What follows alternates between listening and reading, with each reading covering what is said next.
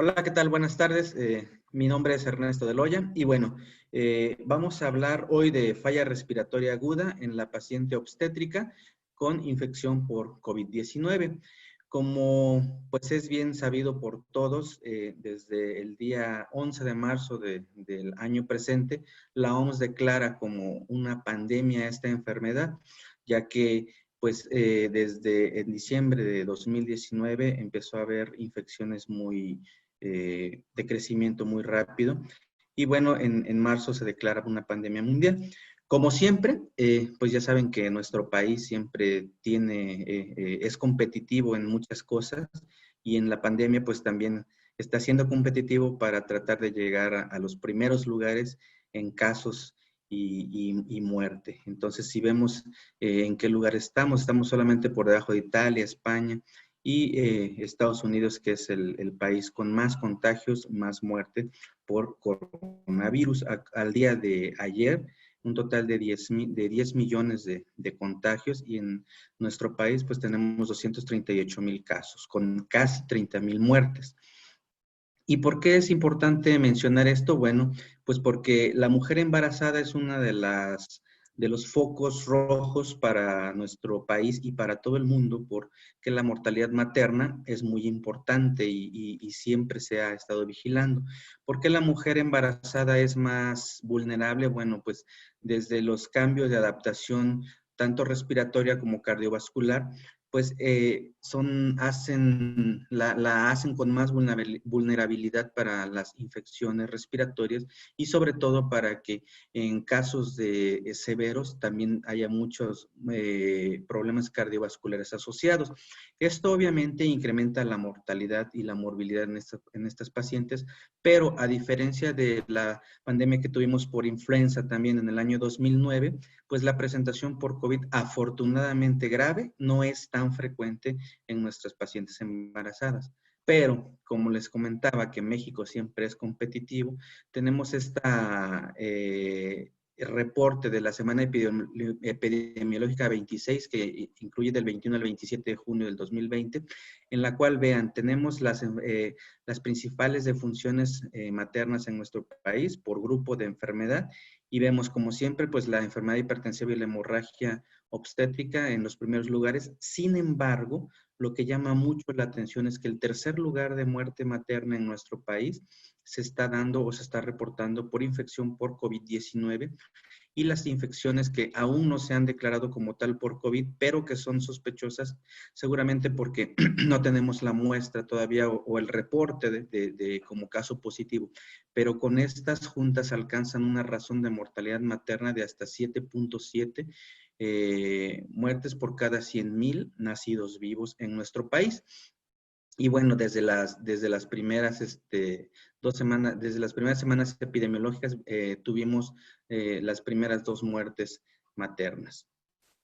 Entonces, por eso es que es importante también saber o hacerles saber que conforme han pasado las fases, hemos visto también que los casos cómo se han ido incrementando y ahora en la actualidad, en la fase que estamos, vemos que con el único hecho de que una paciente tenga tos, fiebre o cefalea, ya la convierte en un caso sospechoso. Obviamente tiene que ir acompañada de varios otros síntomas o signos como disnea, mialgias, artralgias, etcétera. Y un caso confirmado es aquel caso sospechoso con una prueba positiva que nos la dé algún laboratorio de la Red Nacional de Salud Pública. Y es importante saber que una vez que tenemos un caso sospechoso o un caso confirmado, lo que tenemos que hacer enseguida es poder identificar o poder estadificar en qué tipo de infección está esta paciente. Si tiene una infección leve, moderada o severa. No nos vamos a detener en la leve porque solamente son pacientes que tienen síntomas leves del tracto respiratorio, pueden tener fiebre, pueden tener diarrea, etcétera. Las moderadas nos van a llamar más la atención porque estas pacientes ya pueden tener algún grado de dificultad respiratoria, pero no nos generan problemas que vayan a requerir algún soporte respiratorio. Pueden tener neumonía leves, pero sin signos de gravedad, sin soporte ventilatorio y sin utilización de algún soporte, sobre todo cardiovascular, ventilatorio o de algún otro órgano. La infección severa es la que sí nos tiene que preocupar a nosotros como intensivista, porque son las pacientes que debemos detectar de manera temprana y que les debemos dar el soporte o el tratamiento de manera inmediata, ya que el tratamiento temprano va a ser la base para un buen resultado con estas pacientes. Y la infección severa se define como pacientes que tienen neumonía severa, que tienen saturación por debajo del 90%, un incremento en el patrón respiratorio o en el trabajo respiratorio con frecuencias respiratorias superiores a 30 respiraciones por minuto, que hagan falla respiratoria aguda o SDRA, diagnosticado por todo lo que ya sabemos, radiografía, tomografía, ultrasonido, con relaciones de SAFI menor a 315 o PO2 FIO2 por debajo de 300, y con esto, pues obviamente estadificar el SDR, si es leve, moderado o grave, que tengan algún grado o estado de choque, que puede ser choque séptico o puede ser por alguna otra causa, y que tengan un deterioro clínico súbito. Entonces, estas pacientes son las pacientes que nos pueden poner muy graves, que pueden fallecer si no reciben la atención adecuada. Entonces, como en todas las enfermedades, nosotros debemos de hacer una evaluación inicial de estas pacientes a la llegada a urgencias, a la llegada a la toco o en donde nosotros estemos en contacto con estas pacientes. Y lo primero que tenemos que hacer ante una falla respiratoria aguda es, bueno, evaluar primero que la vía aérea no sea la que esté comprometida, que no tenga alguna obstrucción de la vía aérea o alguna otra causa que no sea, que pueda tener problemas de la vía aérea. Obviamente, observar su patrón ventilatorio cómo es y ver su estado hemodinámico. Tenemos que diferenciar de manera inmediata que la falla respiratoria pueda ser de alguna otra causa o puede ser de origen infeccioso con los antecedentes de que tenga esta paciente. En este caso, recordemos que la falla respiratoria aguda en el contexto de una paciente obstétrica puede ser por un embolismo pulmonar agudo, puede ser por una falla cardíaca aguda o en estos casos que estamos hablando de problemas infecciosos virales, un común caso sospechoso de infección por COVID-19. Inmediatamente hay que monitorizar a la paciente, ver sus signos vitales, ver cómo está su estado de conciencia. Importante vigilar su frecuencia respiratoria, su frecuencia cardíaca y la saturación de oxígeno. Si yo tengo a la mano herramientas que puedo utilizar a la cama del paciente, las tengo que utilizar. Si tengo la capacidad y las habilidades, puedo hacerlo y esto me va a ayudar más tempranamente a poder diferenciar el tipo de falla respiratoria a la que me estoy enfrentando y a la que puedo tratar. En este caso, si tengo un gabinete, puedo observar en la radiografía de tórax que tengo infiltrados bilaterales o en la tomografía las clásicas lesiones o imágenes en vidrio despulido, periféricas o en consolidación. Y si tengo el ultrasonido y lo sé manejar, pues primero, como vemos en la figura C, un patrón pulmonar normal. Los patrones anormales son el D, el E y el F, en el cual vemos líneas B que nos hablan de un patrón intersticial, un engrosamiento pleural o consolidaciones subpleurales, que son características de la infección por COVID. Más abajo, pues tenemos las ventanas que podemos nosotros visualizar con el ultrasonido. Entonces, ¿para qué tengo que hacer tempranamente un diagnóstico diferencial para dar el tratamiento? Toda paciente con falla respiratoria aguda, lo primero que debo de hacer como medida terapéutica es dar terapia inicial con oxígeno. ¿Y qué tanta terapia, qué tanto oxígeno le voy a dar a mi paciente? Pues bueno, depende de la situación clínica en la que me encuentre y de las variables respiratorias que yo observe. Tengo una paciente sospechosa confirmada con COVID más falla respiratoria aguda y está desaturando, es decir, tiene saturación de oxígeno por debajo del 90%. Lo primero que tengo que hacer es ponerle oxígeno a bajo flujo, ya sea por mascarilla facial o por cánulas nasales, con oxígeno convencional, y siempre que doy un tratamiento o siempre que hago una intervención, debo tener objetivos y metas. En este caso, tener saturaciones por arriba del 92 hasta 94% y o la frecuencia respiratoria por debajo de 30. Utilizando las cánulas nasales 1 a 5 litros o la mascarilla facial de 5 a 10 litros y obviamente ver la respuesta de esta paciente Si veo que tengo saturaciones limítrofes, puedo considerar utilizar el prono en despierto con sus cánulas nasales o con su mascarilla. La volteamos a la paciente y ver si con esto mi paciente mejora. Si mi paciente no mejora, tengo que escalar mi terapia y mi siguiente escalón es la oxigenoterapia de alto flujo. Si tenemos la disponibilidad de los sistemas de alto flujo, los tengo que usar. Son sistemas que utilizan flujo de aire entre 50 y 60 litros con una FiO2 regulable, igual para obtener metas y objetivos entre 92 y 94% y que mi trabajo respiratorio disminuya al momento que el paciente empieza a tener más confort respiratorio al tener buena oxigenación. Es muy recomendable y fue muy controvertido de manera inicial el uso del alto flujo porque las recomendaciones iniciales en los pacientes con falla respiratoria y COVID era utilizarla solamente si teníamos cuartos con presión negativa. Desafortunadamente en el país son muy pocas o no conozco unidades que tengan cuartos con presión negativa, son la minoría.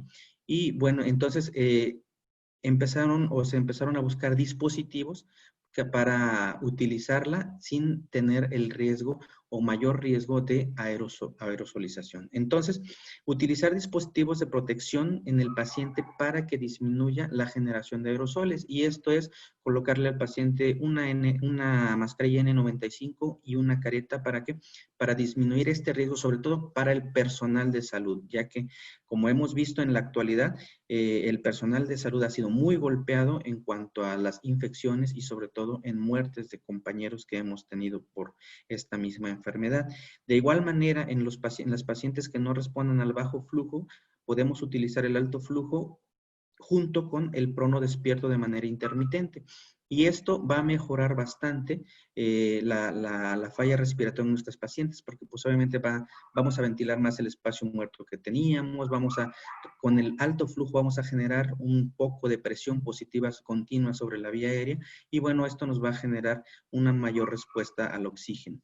Si mi paciente no mejora en los siguientes 30 a 60 minutos, ¿qué tengo que hacer? No me tengo que esperar y tengo que comenzar o pensar en utilizar ventilación invasiva con estos pacientes. Sobre todo en algoritmos en donde utilizo en donde evalúo yo, si mi paciente está respondiendo o va a fracasar a la terapia de alto flujo. Puedo utilizar índices como el índice de ROX y lo que más me va a guiar para ver si mi paciente mejoró o no mejoró es evaluar el estado clínico. Si mi paciente, a pesar de que la tengo con alto flujo, la tengo a 60 litros con FiO2 arriba del 60% y veo que no mejora la frecuencia respiratoria, que no mejora su estado de conciencia, esa paciente no me tengo que tardar más y la tengo que intubar. Entonces ya hablamos ya hablaron de ventilación, de abordaje de la vía aérea.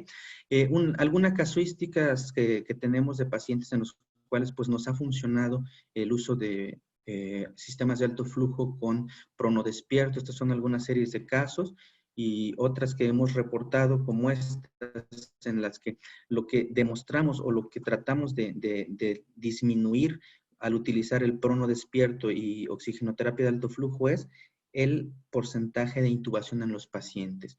Actualmente estamos corriendo un estudio en el que, pues bueno, nuestro objetivo principal es ver el desenlace que hay entre la oxigenoterapia y el pronodespierto en los pacientes con COVID. Estos pues son pacientes con SDRA de origen no infeccioso y bueno, es una serie muy pequeña, pero que en estos momentos, como les comento, tenemos muchos pacientes que hemos ingresado a la base de datos y que muy probablemente vamos a tener resultados satisfactorios que más adelante, en cuanto se publiquen, pues los conocerán. Un algoritmo que tienen los españoles para dar ventilación no invasiva, pues es lo que comentamos. Tenemos un paciente enfermo por COVID con falla respiratoria aguda. Ellos utilizan a estos pacientes los tienen en habitaciones individuales cerradas o en cuartos con presión negativa y ellos dan primero oxigenoterapia con mascarilla Venturi y posteriormente pueden utilizar ventilación no invasiva o utilizan sistemas de alto flujo. En la actualidad nosotros en el país no conozco a alguien que esté haciendo ventilación no invasiva por el riesgo obviamente que hay de mayor producción de aerosoles. Entonces, Se utiliza ventilación de alto flujo y siempre hay que tener este paciente con una monitorización continua y apegado a ellos. ¿Por qué? Porque en algún momento, si este paciente fracasa, pues hay que inmediatamente realizarle la intubación y dar ventilación invasiva a estos pacientes.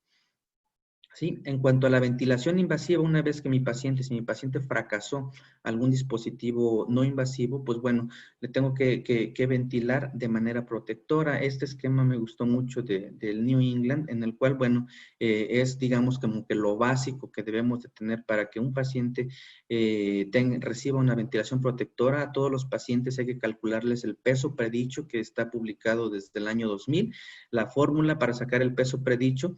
Y una vez que tenemos nuestro peso predicho, sea hombre o mujer, ventilar a los pacientes de 6 a 8 mililitros por kilo de peso predicho y evaluando y monitorizando todas las presiones que se van a ejercer sobre la vía aérea. Otra de las cosas importantes es la aplicación del PIP, que vamos a ver más adelante, y obviamente siempre estar monitorizando nuestras presiones para generarle el menor daño posible a un paciente que de por sí ya tiene sus pulmones dañados. El doctor Gattinoni ha estudiado mucho los tipos o los fenotipos de presentación del COVID. Y bueno, los dos fenotipos principales o los dos tipos principales que hay es el tipo 1 o fenotipo L y el tipo 2 o fenotipo H, en el cual, pues bueno, el fenotipo L es un fenotipo que tiene una compliance, puede tener una compliance normal y que puede ventilarse sin necesidad de mayor presión sobre la vía aérea. A este tipo de pacientes le podemos calcular un volumen corriente de 6 a 8 mililitros por kilo. No requiere PIPs tan altos porque su problema no es tanto de colapso alveolar. Podemos utilizar PIPs entre 8 y 10 centímetros de agua y al no tener tanto problema de espacio muerto, pues tampoco vamos a tener mucho problema con el manejo del CO2. Entonces, con frecuencias respiratorias menores a 20, estos pacientes se pueden ventilar adecuadamente. Si no alcanzamos nuestras metas de oxigenación, pues también utilizar en estos pacientes el prono temprano. Y como todos saben, a los pacientes que manejamos con prono, estos pacientes pueden requerir utilizar bloqueadores neuromusculares, y esto sabemos que hay dos indicaciones precisas para utilizar el relajante muscular, que el principal pues es que no alcance yo metas en cuanto a presiones, que estos pacientes no requieren realmente grandes presiones, y la otra es que mi paciente tenga muchas asincronías y que no las pueda controlar yo con la ventilación. La paciente grave y la paciente que sí me va a costar mucho trabajo ventilarla es la de fenotipo H, porque vean cuánto colapso alveolar, cuánta ocupación acinar tiene esta paciente y el colapso alveolar que se genera, la disminución del volumen pulmonar, y obviamente que esto equivale a una disminución en la compliance que me va a generar que yo requiera mucha presión para poder ventilar áreas pulmonares sanas. ¿Qué va a pasar cuando yo genere mucha presión? Que las áreas sanas, que para tratar de ventilar unas áreas lesionadas, las áreas sanas las puedo sobredistender. Y entonces ahí tengo que estar jugando. Si le pongo mucha presión, voy a tener un pulmón sobredistendido y que me va a generar más hipoxemia. Estos pacientes regularmente se ventilan con volúmenes corrientes de 4 a 6 mililitros por kilo para no rebasar las presiones, con PIPs que sí pueden requerir estos pacientes PIPs muy altos, entre 12 y 15 centímetros de agua, y una frecuencia respiratoria necesaria para mantener un CO2 por lo menos abajo de 48. Sin embargo, los que hemos ventilado pacientes con COVID, hemos visto que la ventilación tienen mucho problema de espacio muerto, mucho problema de cortocircuitos, y a veces estamos ventilando para alcanzar objetivos apenas de saturación con CO2 de 50, de 60, y que no se puede disminuir más por la importante rigidez que existe a nivel pulmonar. En estos pacientes es muy importante realizar el prono temprano, porque pues obviamente el prono es la mejor maniobra de reclutamiento alveolar que existe, al mejorar la presión transpulmonar, al disminuir cortocircuitos, etcétera. Y obviamente, pues si tengo un paciente en prono, administrarle también infusión de relajante neuromuscular para disminuir las presiones ejercidas y para que mi paciente no haga asincronías. Lo que tengo que monitorizar principalmente es mantener presiones por debajo de los límites que me dice la literatura. La literatura dice que mantener presión meseta por debajo de 30. Es bien sabido que entre menos presión yo ejerza sobre la vía aérea, el paciente le puede ir mejor. Nosotros proponemos tratar de mantener presión meseta por abajo de 24 y pues obviamente para mantener presiones mesetas por debajo de 27 a 24 es mantener volúmenes corrientes bajos, 4 mililitros por kilo, y con esto también disminuir la diferencia que hay entre la presión meseta y la PIP, que la conocemos como presión de distensión o driving pressure, que normalmente para evitar que tenga malos desenlaces un paciente, está bien estimado que debemos de tenerla por debajo de 13 centímetros de agua. Difícilmente en un paciente con mucha rigidez vamos a lograr estas presiones, pero son las presiones que nosotros tenemos que intentar mantener para que mi paciente tenga una adecuada ventilación, una verdadera ventilación protectora y que tenga un buen resultado.